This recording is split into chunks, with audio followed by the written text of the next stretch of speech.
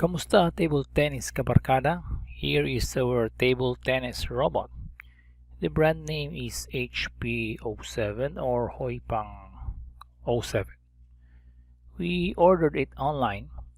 We decided to buy this because we want to level up our skills in the game. During this pandemic, we cannot go out of the house more often. We must only train inside our homes. What made us decide to buy this table tennis robot is the price. It is very cheap, about $200 only, including shipping. Well, we compared this robot with other leading brands. It is much cheaper and has more functions than the low-end products of brands like Joola iPong V200 or V100 and Donic's Newgy Robopong 545 or 1055. We don't have a problem in assembling this equipment. Just follow the instructions manual included in the box. Although it doesn't have a digital controller for spins, frequency, and side-to-side oscillation, this analog one is already enough. Speaking of side-to-side oscillation, Newgy Robopong 545 and the Joola series iPong V200 and lower don't oscillate side-to-side. Of course, I'm not sure, but that's what I know.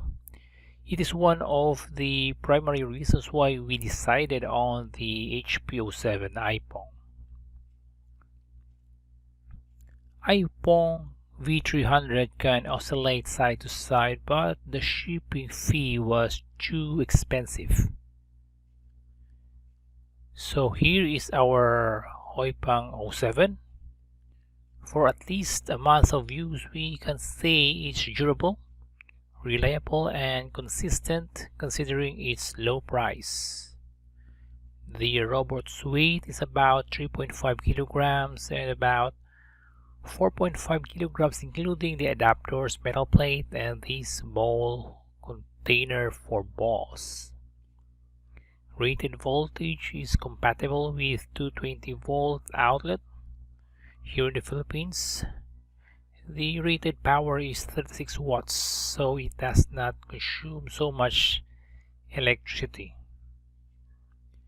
Ball spin is top spin, back spin, side spin, although we have not tested it yet. And there is this side-to-side oscillation.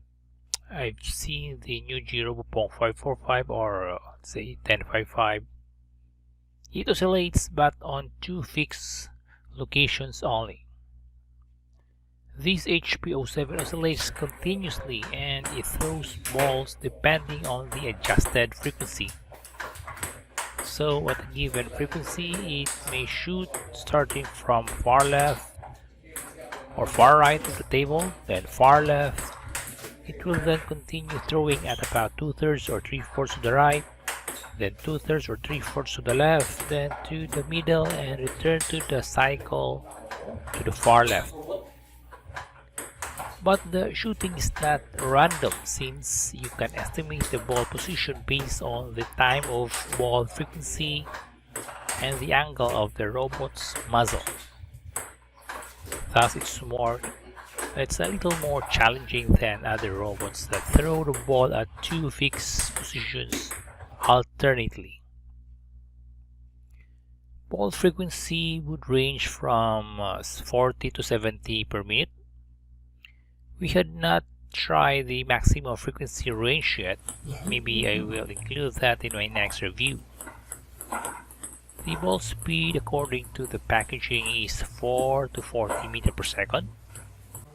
Well, I don't have some sensors to determine if that's really the exact speed. The maximum ball storage capacity is 110 pieces, but we are contented with 100 pieces. With some balls missing already, maybe around 80 to 90 balls were used here. Although there are other options to buy this table tennis robot with a net ball catcher, we bought our net separately at a lesser price. You can load it with 40 or 40 plus balls, but according to the instruction, better not mix them. We are using 40 plus 3-star use on white balls. The robot doesn't oscillate up and down, but you can adjust manually to simulate service and high balls. I think that's all about this concise review of the robot after its unboxing and assembly. I will give a more detailed review later, so I hope you like it. Mga kabarkada, until next time, happy practicing! Paki-subscribe naman and like the video. If you have any questions before buying this training material, please comment that below. I'll try my best to answer your questions. Thanks for watching.